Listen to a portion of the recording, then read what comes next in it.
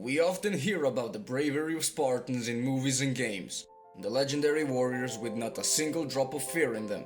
Brought up in a tough environment, trained in brutal conditions, we can truly appreciate how disciplined they had to be. Being the only professional army in the ancient Greek city-states, called polis. One of the most legendary battles that took place in history is the Battle of Thermopylae. In today's video, we are going to take a closer look at what really happened on the narrow passage between the mountains and the sea. If you are new here, please consider subscribing for more educational videos like this. The Battle of Thermopylae took place back in the year 480 BC on the narrow pass of Thermopylae. Some of the bravest men stood their ground and fought off what seemed to be an invincible army of King Xerxes I. The Greeks were under a constant threat of war against the Persians, with Persians already conquering the lands of Thrace and Macedonia. Next on King Darius's mind was Athens. Just why did the Persians want the Greek lands? We are not quite sure. Wealth and resources are quite unlikely. One reason was to increase the prestige of the king back at home, and to control these states that can possibly turn out to be rebellious in the future. In 491 BC, Darius sent envoys to call for the Greeks' submission to Persians. But the Greeks responded by executing the envoys and starting an alliance with Spartans.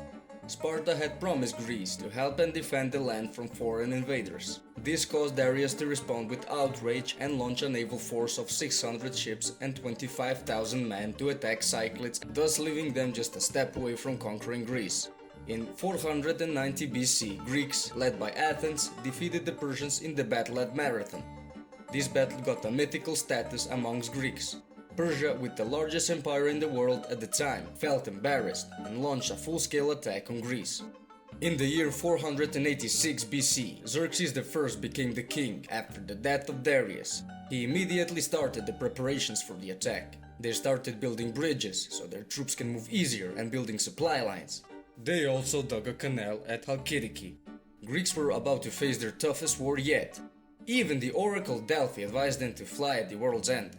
Delphi was an important religious sanctuary sacred for the god Apollo in ancient Greece, located on the Mount Parnassus near the Gulf of Corinth. There the oracle of Delphi held place. It was a woman, a priestess, and her job was to ask, she answered, usually about the future. When the news about the invading Persian army reached Greece, the first reaction was to send 10,000 hoplites to hold position at the valley of Tempe near Mount Olympus. Hoplites were soldiers in ancient Greece with bronze shields and iconic helmets. But after they saw the size of the Persian army, they turned around, and after much talking between the Greek city-states, a joint army of around 7,000 men was set to defend the pass at Thermopylae. These were many smaller armies belonging to different city-states. Of those 7,300 were Spartans. Now you may ask, Spartan army was quite big. It had around 8,000 soldiers at its peak. Why was there only 300 Spartan men at the Battle of Thermopylae? To put it as simple as possible, due to religious motives. For it was the period of sacred games at Olympia, and the most important Spartan religious festival, Carnia. No fighting was permitted during these events. For this exact reason, Spartans already arrived 2 late years earlier, at the Battle of the Marathon. Therefore, the Spartans, one of the best fighters in the region at the time, being the only poli or a city-state with a professional army, contributed only a small force of 300 men at the Battle of Thermopylae. In addition to land forces, Greek city-states sent a fleet of trimere ships. Those are the warships you think of when you hear ancient Greece, with many rowing paddles on each side with a battering ram in front, which held position on the northern coast of Evia. They sent 300 of these warships to the coast of Artemisium to prevent Persian fleet sailing down the coast, inwards toward Locris. The pass of Thermopylae, located 150 kilometers north of Athens, was an excellent choice for defense, with steep mountains on one side and sea on the other. Leaving a very narrow passageway, it is estimated to be only around 15 meters wide.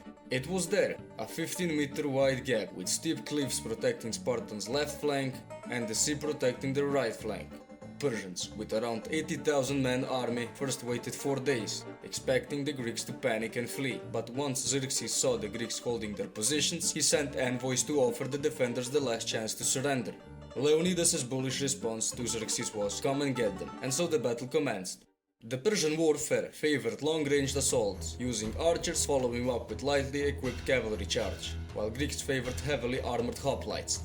Persian army also included the Immortals, an elite force of 10,000 men who were probably better equipped and armored. Usually, the Persians would use the archers to begin.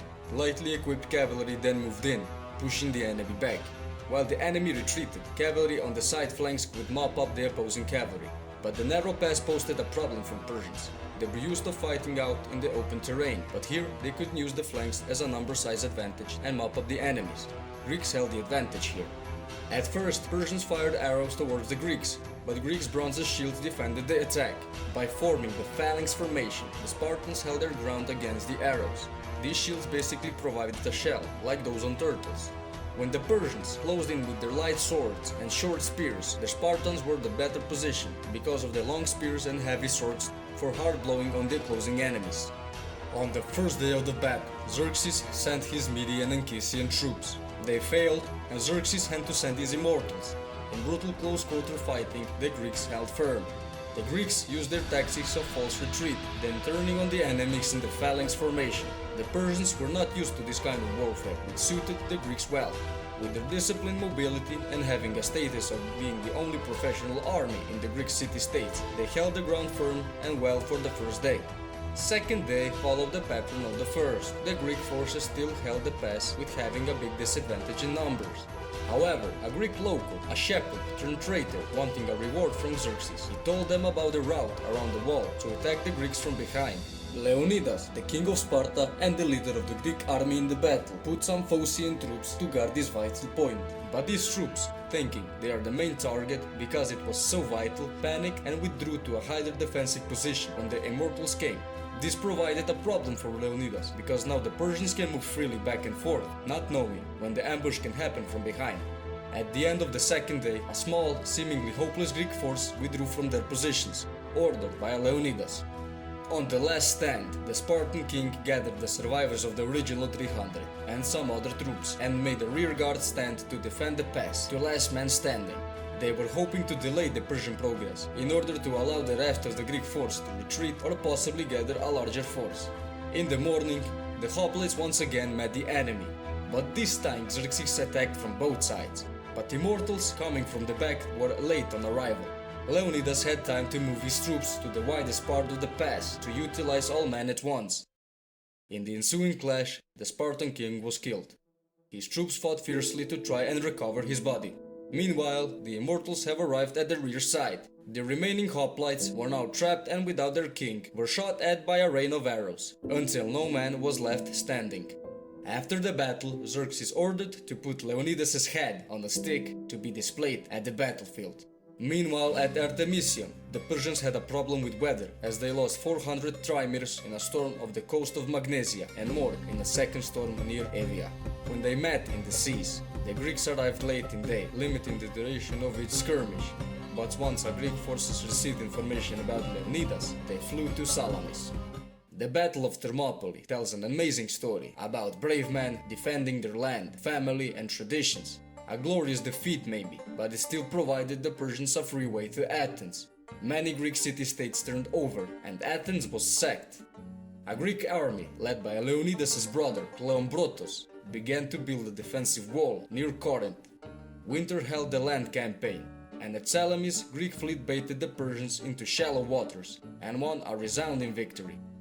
Xerxes returned home. After a series of political negotiations, it was clear Persians would not gain victory through diplomacy. They landed it out again at Plataea in August 578 BCE.